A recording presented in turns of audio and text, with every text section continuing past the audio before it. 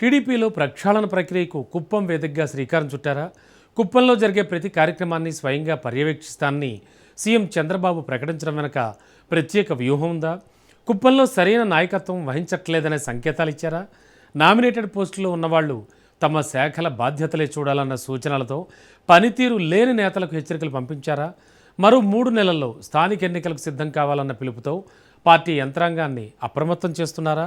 కుప్పం కేంద్రంగా పార్టీ ప్రక్షాళన, టీడీపీలో మార్పులకు శ్రీకారమా?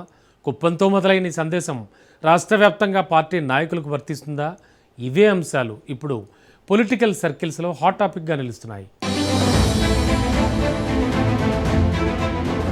ఏపీ రాజకీయాల్లో కుప్పం నియోజకవర్గానికి ఎప్పుడూ ప్రత్యేక ప్రాధాన్యత ఉంటుంది. అయితే ఈసారి కుప్పం రాజకీయాలపై ముఖ్యమంత్రి, టీడీపీ అధినేత చంద్రబాబు మరింత ప్రత్యేక దృష్టి సారించడం రాజకీయ వర్గాల్లో ఆసక్తికర చర్చకు దారితీస్తోంది. ఇకపై కుప్పంలోని పార్టీ ప్రభుత్వ కార్యక్రమాలను స్వయంగా పర్యవేక్షిస్తానని చంద్రబాబు ప్రకటించడం వెనుక స్పష్టమైన రాజకీయ వ్యూహం ఉందన్న అభిప్రాయం వ్యక్తమవుతోంది. 2 నెలలకు ఒకసారి కుప్పంలో పర్యటిస్తానని చంద్రబాబు ప్రకటించడం కూడా క్షేత్రస్థాయి వ్యవహారాలపై ప్రత్యక్ష పర్యవేక్షణ కొనసాగుతుంది దనే సంకేతంగా రాజకీయ పరిశీలకులు భావిస్తున్నారు.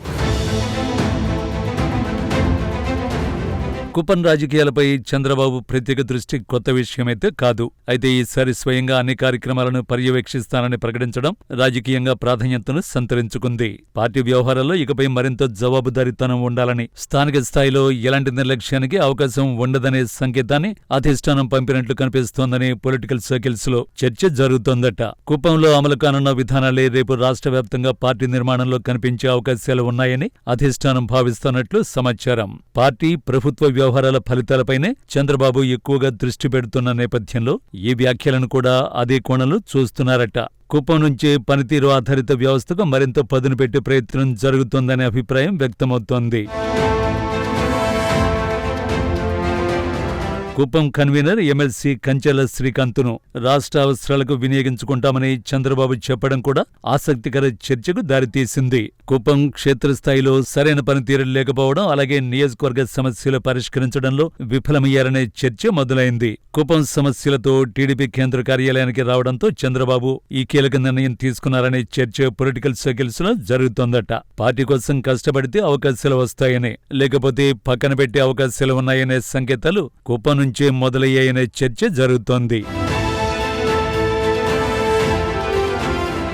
నామినేటెడ్ పోస్టులో ఉన్నవారు తమ శాఖల బాధ్యతలపైనే దృష్టి పెట్టాలని చంద్రబాబు చేసిన వ్యాఖ్యలు మాత్రం పొలిటికల్ వర్గాల్లో మరింత లోతైన సందేశంగా కనిపిస్తున్నాయట. పదవులు పొందిన తర్వాత పనితీరు బాగాలేకపోతే భవిష్యత్తులో ఇబ్బందులు తప్పవన్న హెచ్చరిక ఇందులో ఉందని రాజకీయ వర్గాలు అంచనా వేస్తున్నాయి. ప్రభుత్వం, పార్టీ రెండింటిలోనూ ఫలితాల ఆధారంగానే గుర్తింపు ఉండబోతుందనే సంకేతాలు స్పష్టంగా కనిపిస్తున్నాయని అంటున్నారు.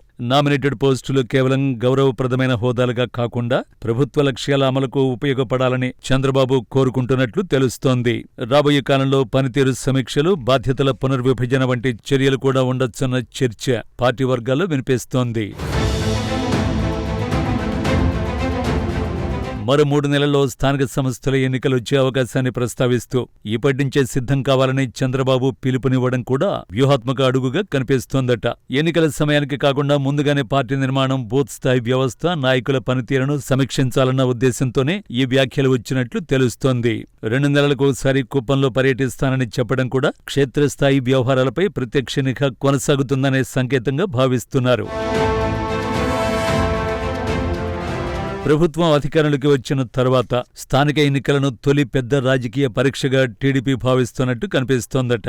అందుకే ముందస్తు ఆలోచన ధోరణి ద్వారా ఎలాంటి అలసత్వానికి అవకాశం లేకుండా పార్టీ యంత్రాంగాన్ని సిద్ధం చేసే పనిలో అధిష్టానం ఉన్నట్లు రాజకీయ పరిశీలకులు విశ్లేషిస్తున్నారు.